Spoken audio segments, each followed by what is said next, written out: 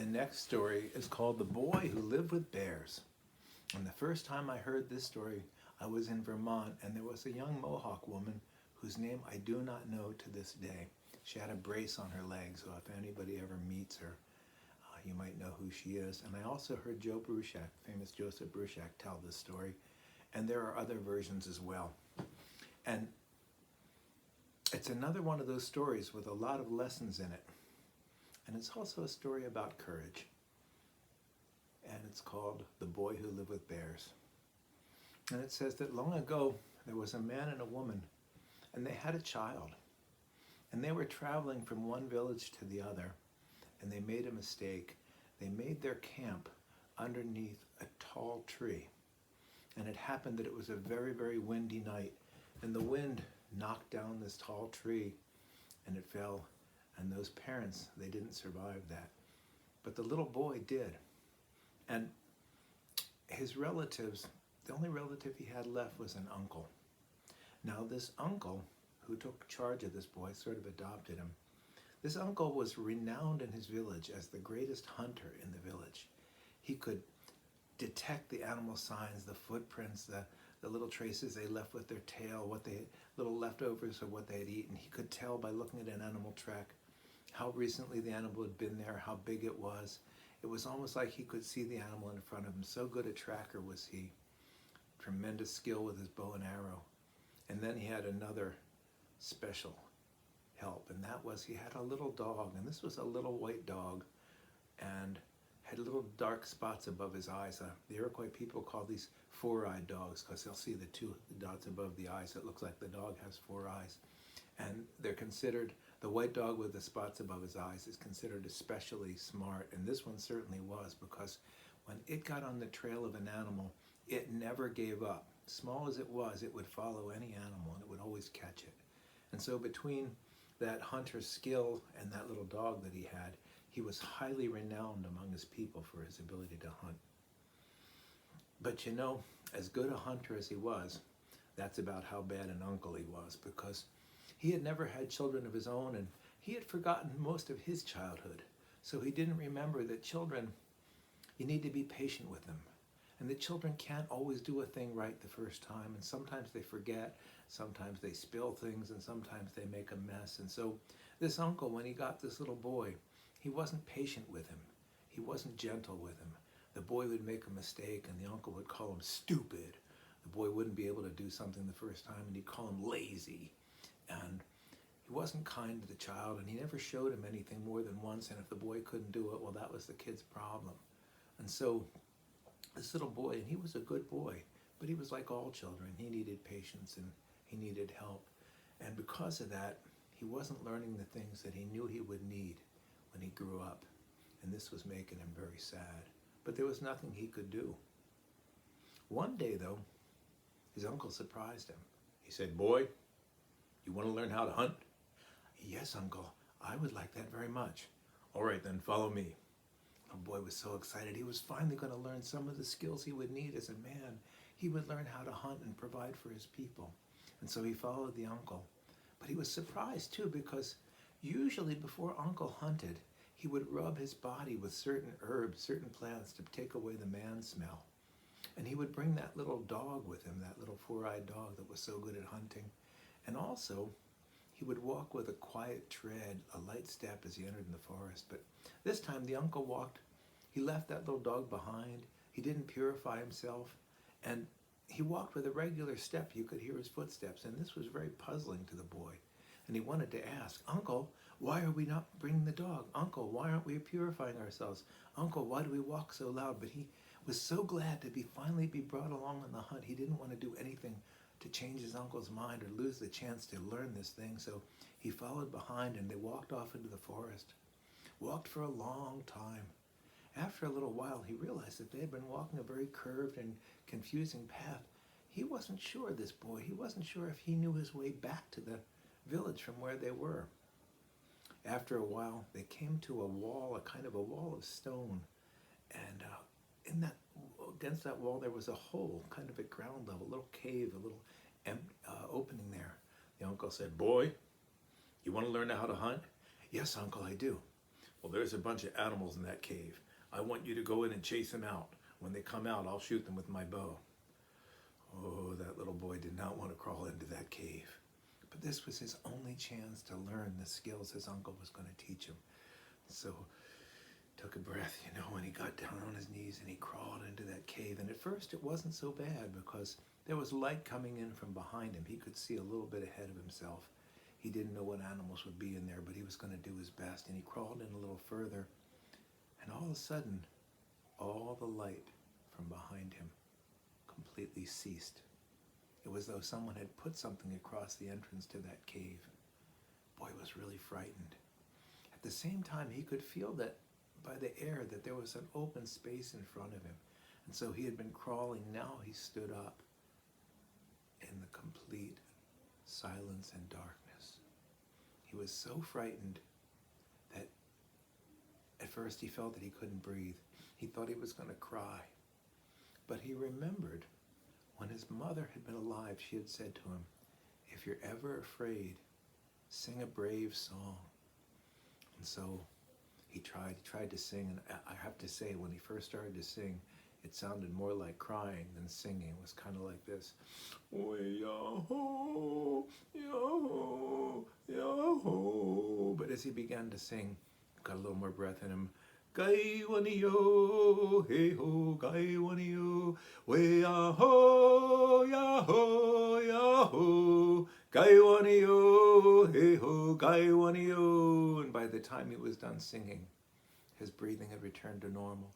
His heartbeat had settled down, and he was calm. When he was, he began to hear voices.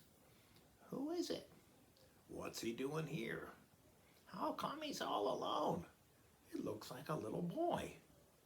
Suddenly, the light appeared behind him again, as though someone had opened up that tunnel. And the boy crawled out through that tunnel, and when he did, some creatures came out from behind him, but more were gathered in a circle all around the opening of that cave. All the animals were there.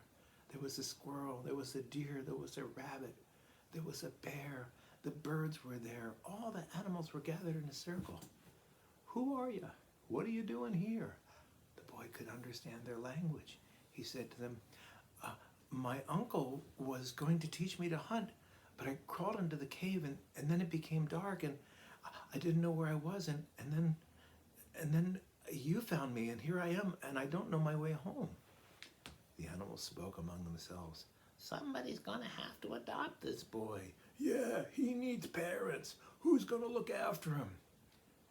And they said to the boy, who would you like to be your mother and your father? He said, I don't know. I don't know much about the animals.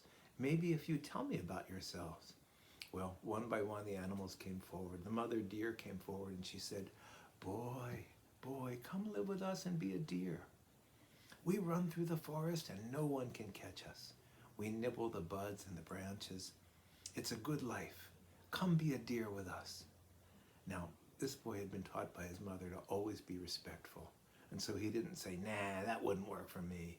He said, that sounds like a wonderful life, but you have 4 legs and I have only 2.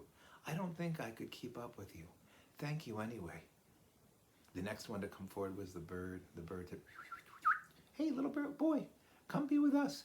We eat berries, we eat worms, we fly, we sing, we have a great life.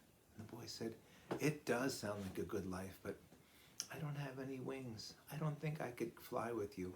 I thank you very much, but I don't think I could be a bird.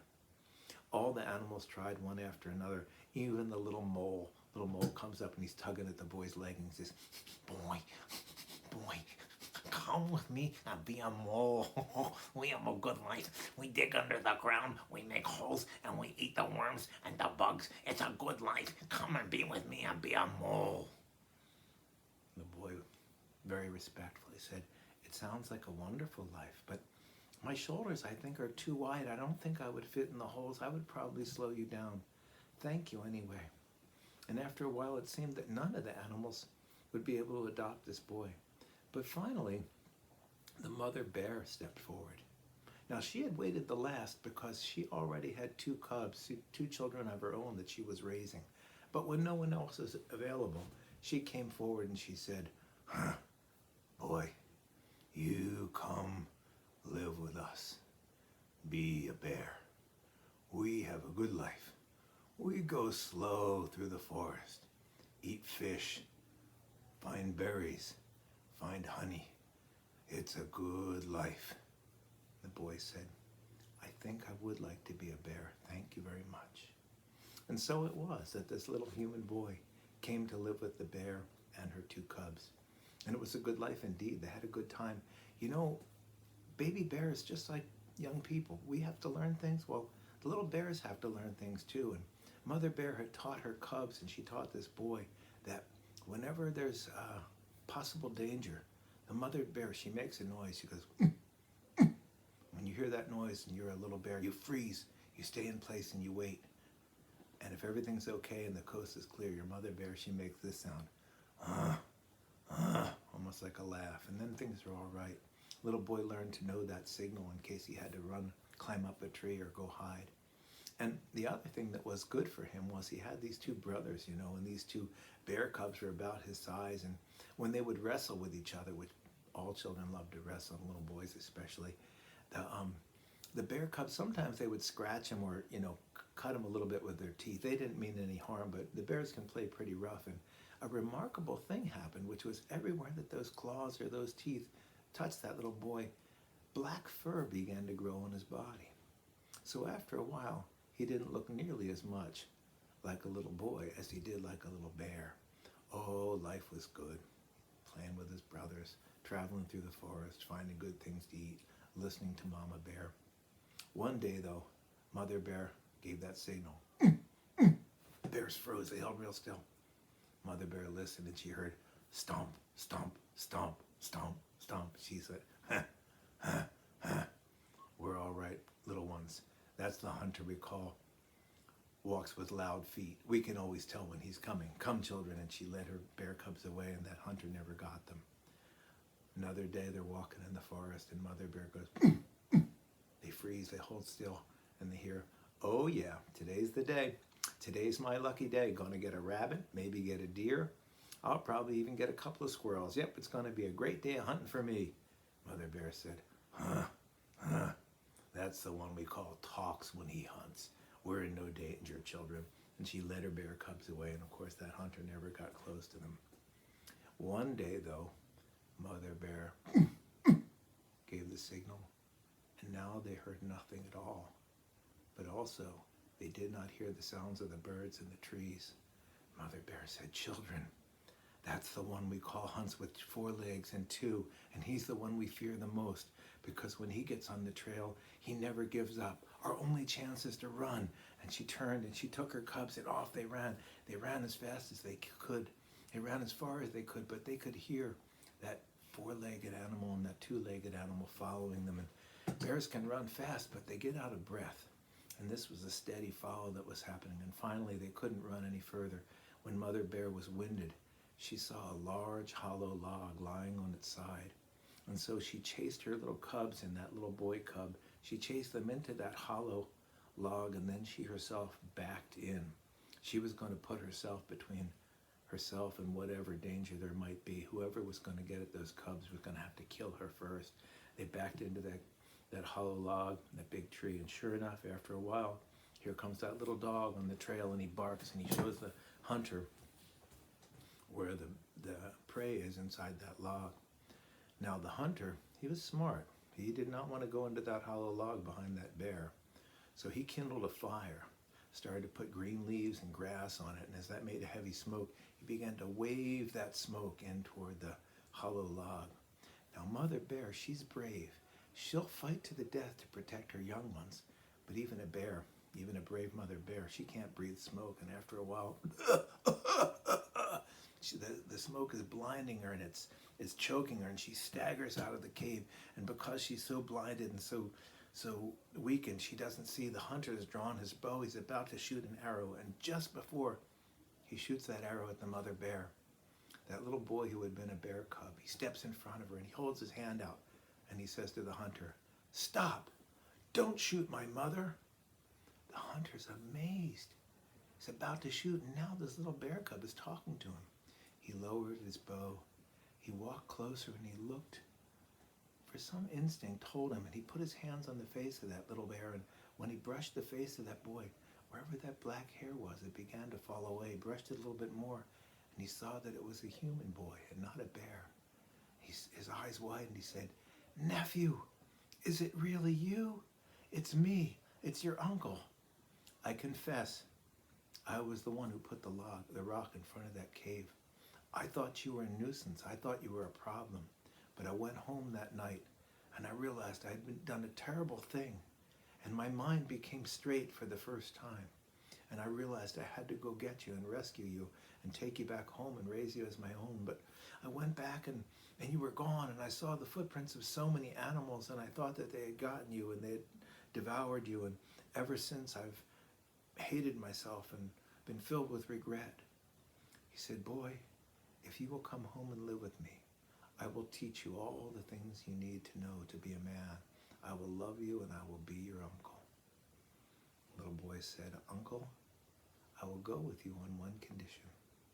He pointed to that mother bear and those two cubs who would come out of the log, and he said, "You see these bears here? When you go hunting, you must promise me that you will never harm these 3 bears." And the uncle said that he would keep that promise. And that boy went home with him, and his uncle became like a father to him. But he always remembered the time that he had lived with that mother bear. And that is the story of the boy who lived with bears.